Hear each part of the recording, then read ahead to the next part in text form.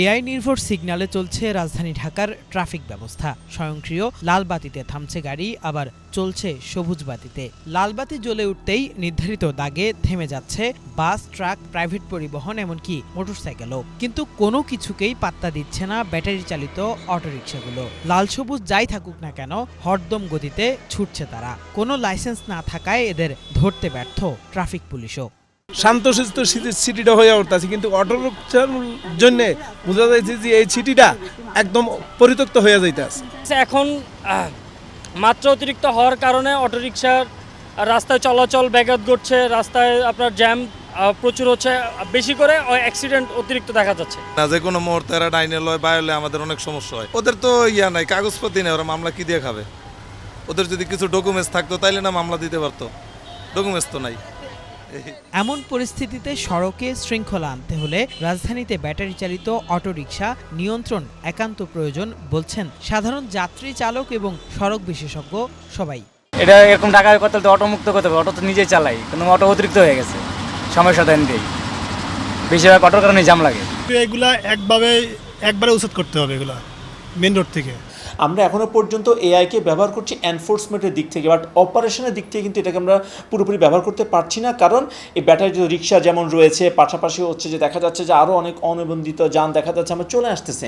ফলে দেখা যাচ্ছে যিনি প্রাইভেট কার চালাচ্ছে বা যার একটা লাইসেন্স আছে, কাগজপত্র রয়েছে, আইনটা তার ক্ষেত্রে প্রয়োগ হচ্ছে, বাট তিনি যখন দেখছেন যে একজন ব্যাটারি রিক্সা যার কোনো লাইসেন্স নাই, ট্যাক্স দেয় না, কোনো কাগজপত্র নাই, সে অবৈধ যান চালাচ্ছে, কিন্তু তাকে ধরা যাচ্ছে না, তখন এটা কিন্তু একটা আমার প্রশ্ন তৈরি করে, বৈষম্য সৃষ্টি করে, এবং দেখা যাচ্ছে মানুষের মনে আইনের প্রতি একটা শ্রদ্ধাটা কিন্তু চলে যায়। তো এই জায়গাতে আমি বলবো যে অটো রিক্সাকে আমাদের মূল সড়কে বন্ধ করতে হবে, এবং এটাতে কোনো গ্রে এরিয়া নাই, বন্ধ করতে হবে বন্ধ করতে হবে। অটোরিকশা নিয়ন্ত্রণের পক্ষে সরকারও, কিন্তু কবে কিভাবে নিয়ন্ত্রণ করা যাবে এ নিয়ে রয়েছে ধোঁয়াশা। নগরবাসী বলছেন খোদ সরকারের কর্তা ব্যক্তিরাই ছড়াচ্ছেন এই ধোঁয়াশা। গত ২ জুন রাজধানীতে আলাদা দুটি সভায় ব্যাটারি চালিত অটোরিকশা নিয়ন্ত্রণ প্রসঙ্গে বক্তব্য দিয়েছেন স্বরাষ্ট্রমন্ত্রী এবং ঢাকা দক্ষিণ সিটি কর্পোরেশনের প্রশাসক। এতে স্বরাষ্ট্রমন্ত্রী সালাউদ্দিন আহমেদ বলেছেন, ব্যাটারি চালিত রিকশা মহানগর এলাকার বাইরে নেওয়ার চিন্তাভাবনা চলছে। অপরদিকে দক্ষিণের নগর প্রশাসক আব্দুস সালাম বলেছেন, বন্ধ নয়, রিকশা ও অটোরিকশা লাইসেন্সের আওতায় আনবেন তারা। তার আগে গত ২০ মে ডিএমপি কমিশনার বলেছেন, ব্যাটারি চালিত অটোরিকশা রাতারাতি বন্ধ করা সম্ভব নয়।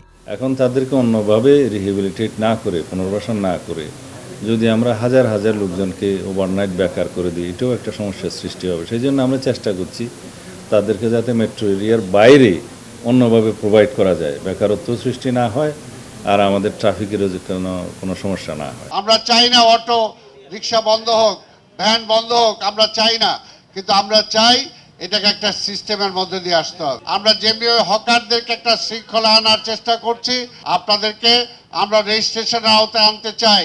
ঢাকা সিটি কর্পোরেশনের আওতাধীন কি আপনারা আসতে চান? কারণ পুরনো রিক্সা যারা আছে তারা যেগুলো রেজিস্টার্ড ছিল, আপনারা যদি চান আপনাদেরকে রেজিস্ট্রেশনের আওতায় আসতে হবে।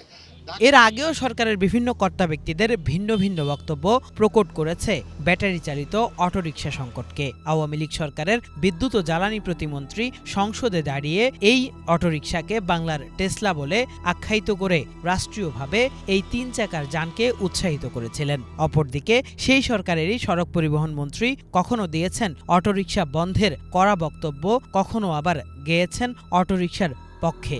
সবশেষ অন্তর্বর্তী সরকারকেও এই ইস্যুতে বেশ বেগ পেতে দেখা গেছে। তৎকালীন স্বরাষ্ট্র উপদেষ্টাকে অটোরিকশা নিয়ন্ত্রণে তৎপর দেখা গেলেও তার বিপরীতে বুয়েটের সহযোগিতায় অটোরিকশার অন্য ভার্সন নিয়ে এসেছেন সেই সরকারেরই নিয়োগকৃত ঢাকা উত্তর সিটি কর্পোরেশনের প্রশাসক।